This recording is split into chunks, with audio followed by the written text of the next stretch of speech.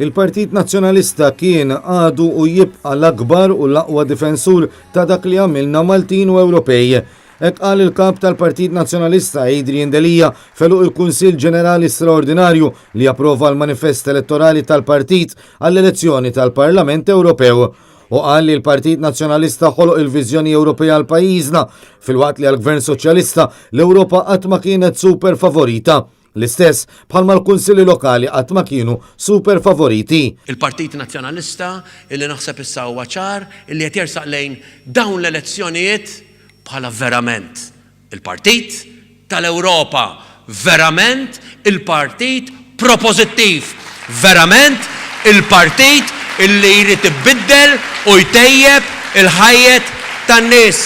Il-kap tal-Partit Nazzjonalista qal li l-Gvern Soċjalista ħataf l-istituzzjonijiet f'pajjiżna u qed jinjora rakkomandazzjonijiet li sarulu minn istituzzjonijiet internazzjonali u Ewropej. Dan b'riskju li nispiċċaw fil-blacklist u b'detriment tal-investiment.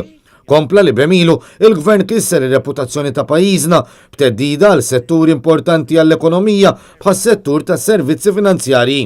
F'6 snin sar gvern arroganti li ma jagħtix każ, l-menti ma jagħtix każ, il-karbit ma jagħtix każ, l-esperti ma jagħtix każ, għax huwa verament gvern li ma jimpurtax. Adrian Delija qal li kull darba li l-Gvern Soċjalista jiftaħar bis-surplus ikun qed jinjora l-weġġat tal-ħaddiema li qed jispiċċaw fil-morsa ta' cheap labor mill-middle class li mhux qed ilaħqu mal-għoli tal-ħajja u mill-anzjani li l-pensjoni tagħhom ma sservihomx. Qed jinjora wkoll in-negozji li qed jaffaċċjaw diffikultajiet meta l-Gvern jiffavorixxi lil ftit magħżula. U qal li l-Partit Soċjalista iffirma l-manifest tas-Soċjalisti Ewropej li ma jagħtix garanzija għal ħajja fil-waqt li l-Partit Nazzjonalista se jibqa' jiddefendi l-ħajja u drittijiet tat-tarbija fil-ġuf. Il-kap tal-Partit Nazzjonalista qal li issa jiċara li l-kampanja tal-Partit Soċjalista jgħajna lajn u sinna l-sinna.